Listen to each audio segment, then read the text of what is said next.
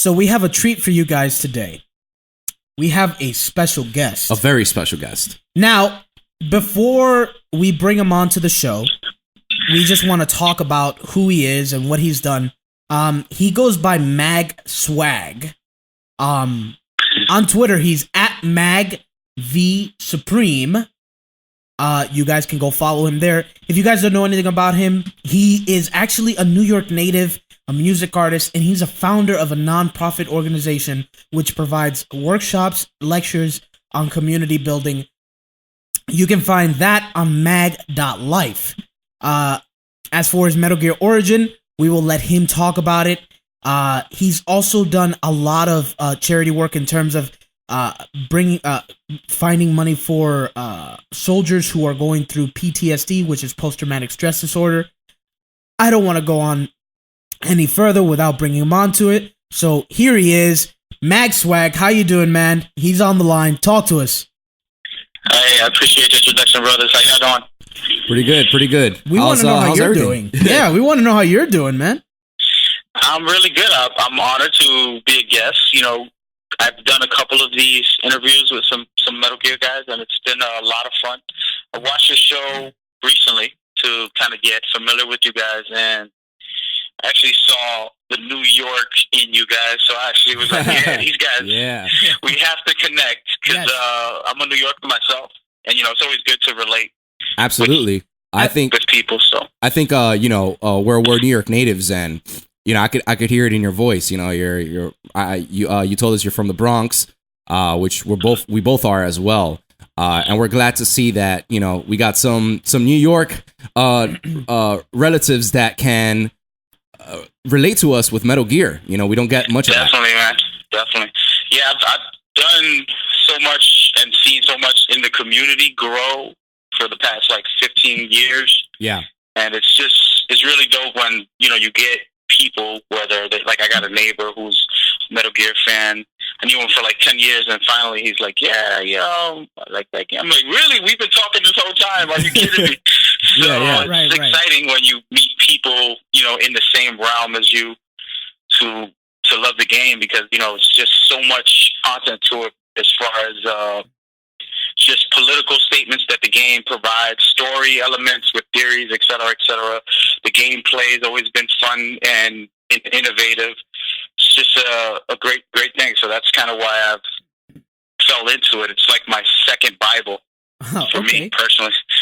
Yeah, man. I mean, that's what UCBP is after, though. Yeah. You know, we want to connect every single person who loves Metal Gear. We want to be like neighbors towards one another. Like, this is our escape. This is what, you know, it's like what you were saying, that the stories and the theories behind it makes you think. It's not just a game of action and stealth. It makes your head just be creative and ponder theories. And then one of the things I'm reading here about you is that you actually played Metal Gear 2 and Metal Gear 3, and especially for Metal Gear 2, which is your favorite, if I'm correct, right?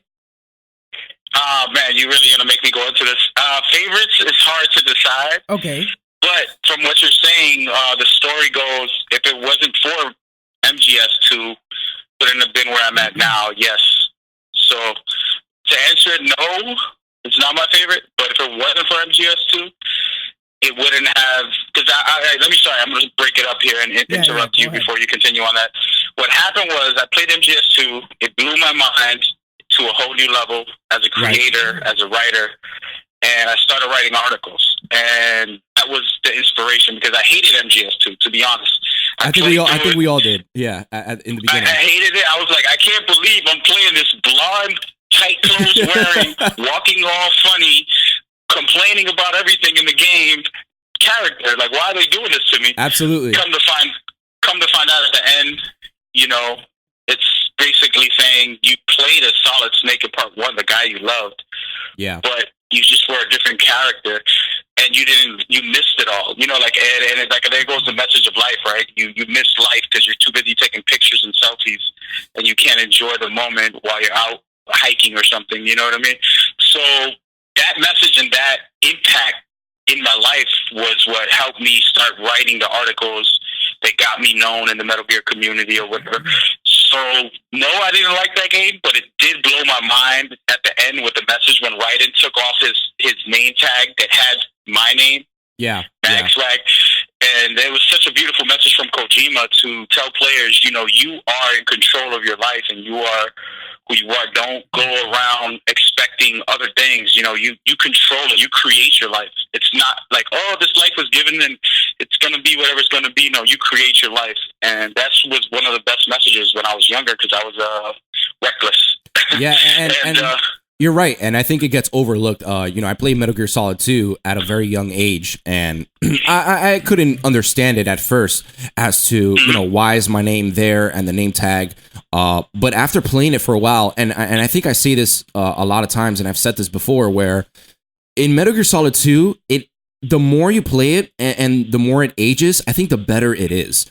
You get to, you understand it more. You have a better relation to it because I think one, because, you know, we're older and we could actually understand it, but also because of the times, you know, where like you mentioned today, you know, this game came out back in 2001 and I don't think selfies were a thing back then, but now, like, you know, taking pictures and selfies and being so involved in your phone, you know, you lose sight as to what it is you're really doing in life. And I think that's what... Exactly. And that... Yeah. To cut you off, one of my biggest messages, and I started every show with this to my viewers, and I don't want to encourage your viewers, but I tell my viewers, look, get off of my stream. I'd rather you unfollow me, unwatch everything I do, don't listen to me, and get out and live life. Go see your family. If you don't have family, make some friends who become your family. I have a Metal Gear family. You know what I mean? Like, I got 2 kids. I got my 3 sisters, my mother. I got a blessed family. You know, I love my family. But I also have a Metal Gear family that I engage with and I interact with, and we grow. You know, you can't have that unless you put yourself in those positions. So I'd encourage everybody watching, listening to anything I do or you guys do to consistently keep creating your life and building it. And that's where, like I said, the MGS2 started that mentality. You know what I mean? And it was such a great inspiration for me. And that's where it's important for people to understand that, because a lot of us as you know, people, we consume all the time, but we don't give back enough. And giving back doesn't mean a lot other than just getting out there and doing something and getting involved in something. And, you know, whatever it can be, it's important. You know, you influence the world, so use your life as that force. Yeah, absolutely. We're here live with Mag Supreme, and, you know, I want to say that it's commendable, the stuff that I've seen and what you've been doing. You know, we've been reading about you for a while. We first heard of you on Metal Gear Informer and a few other sites. And, you know, we definitely encourage any Metal Gear Solid player who is going through any one of these situations or dilemmas to reach out to the Metal Gear community or any community out there to be a part of this. If you could tell us a little bit about what charity work you've done. You know, you mentioned it a little bit, and Arnaldo mentioned it a little bit, but just talk about some of the stuff that you've done and you're doing now. Yeah, the long list from the past, I think I'll leave it kind of vague. Wrote articles for a while, theories, before the theories were real, 2001, right after, literally 2 days it took me to be, I stood up all weekend to play MGS2. Right after, I wrote my first article. Yeah. And I went to, I don't remember what site it was, but I went into some site there that was a gaming site. It wasn't a Metal Gear site. And I just started posting up articles every day. I would write something crazy. And everybody thought I was crazy. And then as time went on, people went back and forth with me, you know, hate mail. Then it became people trying to create their theories, and then I started to debunk their theories and debunk my own theories, and I started creating different profiles to inspire people, just be mystery writers and put out all these theories, and it just actually turned into something amazing when a lot of people started writing. And it's, as you can see now, like, it's a thing. It is the thing with Metal Gear. One of the things in between the games, you know, the 8 years we wait for one game to come out. Absolutely. People just engaged with each other, and it's a fun way to interact. So that was one of my favorite memories of things I've done, and it's not a big deal, but for me it is. And then from there, last year I got blessed to be at the review event, and from that I actually felt responsible to start outputs with my experience there, and et cetera, et cetera. So instead of being a mystery writer all the time, I decided to make it known, like, this is me, this is what I do, this is what I'm about. So I opened up a YouTube, Twitch, et cetera, and put out as much as I can, and did tournaments, and I'm still doing tournaments. We have tournaments coming up. I can't speak on it yet because it's a big project. If anybody knows about ESL tournaments that happen, we're pretty much aiming for that type of tournament again. Okay. And that's a small project. And then I got another one that's so big. I'm so excited. It keeps me up for the past 2 days. I've been like preparing. If it does go through, then we're going to have you guys, which again, you know, I respect what you guys do under the cardboard box. You know, the energy, the passion, the quality is actually really great. So I commend you guys for that. So I want you guys to be a part of that, and I'm just hinting to it now so that in the future people can see what we're providing for the community. It's going to be a joint effort from everybody, but it has to get approved first. Right. And of course, you know that you have our support because you are part of UCBP as well. You know what I mean? We think of UCBP as a giant mother base where we have soldiers all over the world who just come in and have like a safe haven, which was Big Boss's dream, where you are appreciated as a Metal Gear fan, and we you know, I've always said this in our previous episodes, anybody can be in our seats. We're not as special as they are. We're taking the initiative to tell you, come, let's do this. And I think I see that in your work as well. You know, you had mentioned before that you said, you know, go out and live your life. And we think the same thing. At the same time, we also encourage, but you can also come and confide in us. You know what I mean? Just as a comfort, and I'm looking, you know, I'm reading that little presentation that one of your, and I quote, you said one of your fans wrote for you. They call you the Theory King here, that you were named the Theory King, and stuff like that. I'm sorry, what were you gonna say? No, I was laughing. Oh, okay. You know, and your work does speak for itself. You know, I was watching it. I told you that I joined you on a Twitch stream once, you know, just to see what the commotion was about. We don't just bring, you know, anyone on the show unless we believe that they're trying to make a difference for the good. And so Heido had mentioned your charity work. I know you do Twitch streams for people who suffer from PTSD, soldiers. Could you tell us a little more about that? Yeah, that's a big deal now that I just got involved with like 2 months ago or a month ago. It's a charity called Operation Supply Drop. You can go to operationsupply.drop.org, Google it.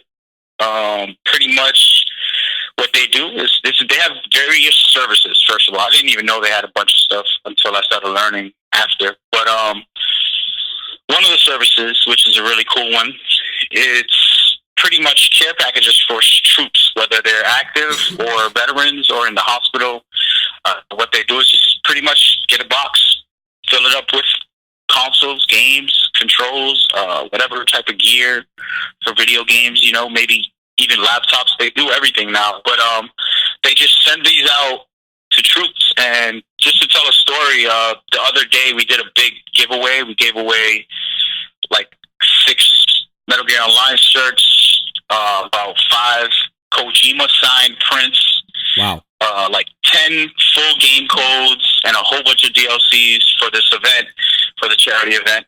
But what was amazing was, you know, I interviewed a couple of the guys who actually received these packages, and and I quote, he said, you can look it up on my Twitch, I'm going to put it up on YouTube later, but he said, you know, when he was out deployed, he was just in a bunk. You know, he'll go do a shift, 10 to 8 hours, 12 hours, and he'll be in a bunk every day. It was so boring.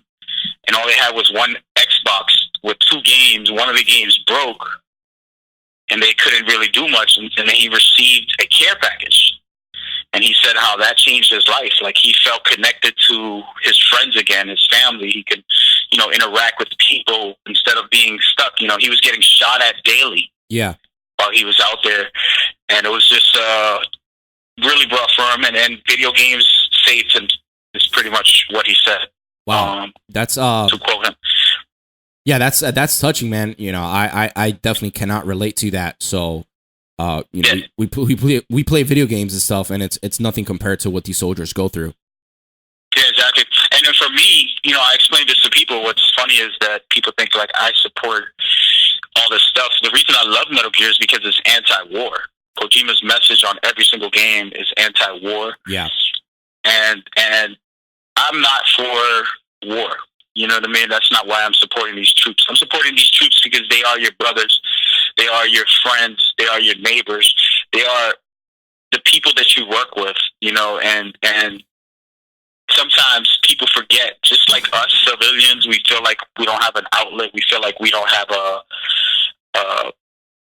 let's say we're lonely or we're depressed or we feel whatever emotions, you know what I mean? Soldiers feel the same, but they also have that immense. Imagine being sent out to another country, getting shot at, and you can't sleep right because they can bomb you at any second. So compared to us, where we're just home, comfortable, having milk and cookies and going to bed peacefully. So, yeah.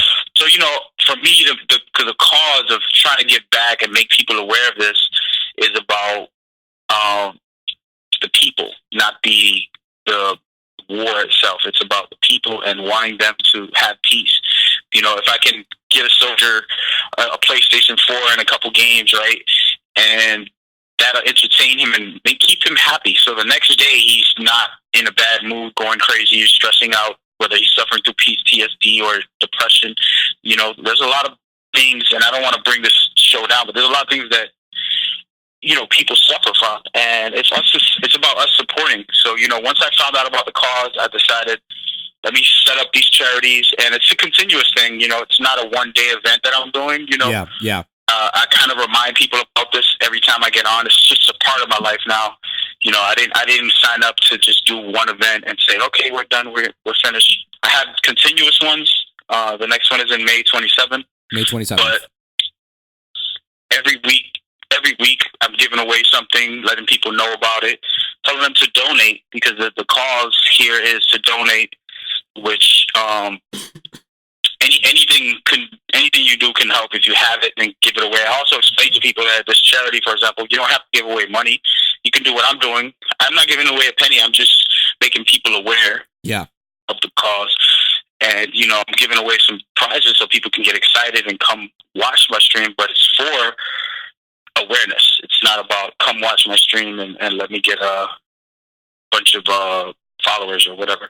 So, there's that. There's things like setting up teams. There's a team in New York. I just signed up to be the team leader in Boston for them as a favor, as a gesture of thank you to them. I'm like, all right, I'll help out and help create a team in Boston. And we already have, in like a week and a half or two, we got like 15 people signed up to volunteer, Which is where you live, in Boston? It's pretty much 1 day. It's called Mandatory Fun. And what they do is, we put a team together. If I'm the team leader, I decide, I'll tell everybody, look, guys, what do you guys think about going bowling, April 10th? And then if everybody's like, cool, let's do it. So now everybody that's in the team just gets together. And what it does is there's a lot of military people who suffer from PTSD or depression, and even civilians that suffer from that and don't want to go out, don't want to be out in the world. They're very antisocial. And this encourages them to get out and interact with people and bring them together. So it's kind of like a group therapy, as far as, of course, there's no group therapy. It's just us hanging out. But interacting with these people and engaging with them can make a big difference. And that's what I was talking about earlier, is people just getting out there and doing something. You don't have to do this. Like I said, if you go out to your neighborhood, guess what? People see you. While you guys go to work every day, they know the cardboard box guys work. He gets out at 6 a.m. every day. He's a hard worker, right? So that's what people are installing in their brain, and you're influencing their lives. If they see you partying all night with loud music and acting reckless, and then guess what? That's what they're going to expect and believe in you and think that people in the world are like, a lot of people in the world like this. So it's like we automatically influence everyone around us. Why not do it in a good fashion? And that's where that team Absolutely. thing is pretty cool to me. And that's why I decided to help out and help build a team for Boston. And we thank you for that, Mag. We are very grateful. I think will be the last question, but you said that you work with Konami. How have they been directly influencing this charity event, supply drop off? Yeah. Well, Konami since August, before August, but after I met them in August of last year, and I did the review event and everything. Built somewhat of a relationship with them and started tournaments, gave away T-shirts from Konami. They supplied it and stuff. Of course, they don't sponsor. Sponsoring is a politics, and there's a lot of paperwork and stuff. They just support me and support the community. And, same thing with this. I have T-shirts, Konami signed prints that are actually amazing. Giveaway codes and things like that. Actually, speaking of the giveaway codes, I'm going to give you guys one. Thank you. So you guys can give it to your viewers, your listeners, because I know that your viewers deserve it. You guys are great quality. Thank you so and much. I feel like it's necessary for you guys to get more limelight. So, but yeah, that's pretty much what they do. They supply me with some things at times and support like crazy, and it's amazing to see, and I'm new to all this. I'm not really this, I want to be a gaming pro. I'm just a normal guy who loves Metal Gear, and I end up falling into all these things organically, and it's pretty cool. And I just embrace it. And with that love of Metal Gear, I think we all share the same passion. I want to leave you off with some rapid Metal Gear Solid questions. Yeah. So, all right, you mentioned that it's hard for you to say which one is your favorite Metal Gear, but who is your favorite Metal Gear Solid boss in Metal Gear Solid? Or Metal Gear? Well, if you would have said character, I would have went with Ocelot. I don't know if that's one of your future questions, but Ocelot's my favorite because he's been in every single one. Yes. Just about except Peace Walker, pretty much. Right. In Ground Zeroes or whatever. But he's my favorite character. But the boss battle that comes to mind, of course, the original, since I'm so old, Psycho Mantis was just such a thing. But for me, I would go with Psycho Mantis, but at the end was such a special guy, too. Just that battle was difficult to do it in the ways I like to do it, which is CQC. So I'm going to go with the end. All right. Okay. MGS3. Okay. MGS3, which is my favorite Metal Gear Solid boss fight as well. Over under, Konami makes another Metal Gear Solid game. What was the question? Konami makes another Metal Gear Solid game. Over under. Are you for it or against it? Of course. Like my soul will diminish here. God knows how much love I have for the series. It's different. Like if it's like all these other games, I wouldn't care, but I need this game to continue. Not to address this issue too much, but there's Kojima and Konami, but they're like the mother and the father. Yeah. And when they break up, you don't choose a side. You love both of them dearly and you care for both of them. And I support both of them. And I think that Metal Gear will continue and that it has a strong platform for the future. It has a lot it can do. And I think it will succeed, especially with the format that is already set for this generation as far as the Fox engine. So it's going to be an amazing game. It's already ready. They already hired people. It's going and it's on. So don't even think twice, guys. Get ready, get excited. And yes, I'm going to blow the world up with the new theories for that, but not just yet. Yes. Not just yet. Yes. And my last question, since it's so recent, in your opinion, how do you rate Metal Gear Solid 5, The Phantom Pain? Honestly, I'm not like most people who want to see that ultimate ending where you play the NES games and Solid Snake is invading your outer heaven that we create. That was what everybody expected. They're like, this would be perfect. But if they did that, then the series is over. So, in the end of the game, when you play this game, I'm not going to give away any spoilers here, guys, but there's a quote, and I don't know it by heart, but it pretty much reads, "Facts don't exist. It's all about your interpretation." That's what Kojima's message was, right before the last mission Right. in Metal Gear Solid 5. So with that said, you know, the interpretation of this game was so beautifully done because I've heard different parts. I heard the angry people who suffered and have the Phantom Pain because of what they wanted, the third chapter and all this stuff. Then I've heard people really embrace the realities of what amazing things that it brought to them and being Big Boss and et cetera, et cetera. So for me, as a writer, like I said, the creator of theories who kind of likes to jib jab and jump everywhere to make people think, it's amazing because now there's no, I've already put out like 20 different theories on the ending here and what's to come and what does it all mean.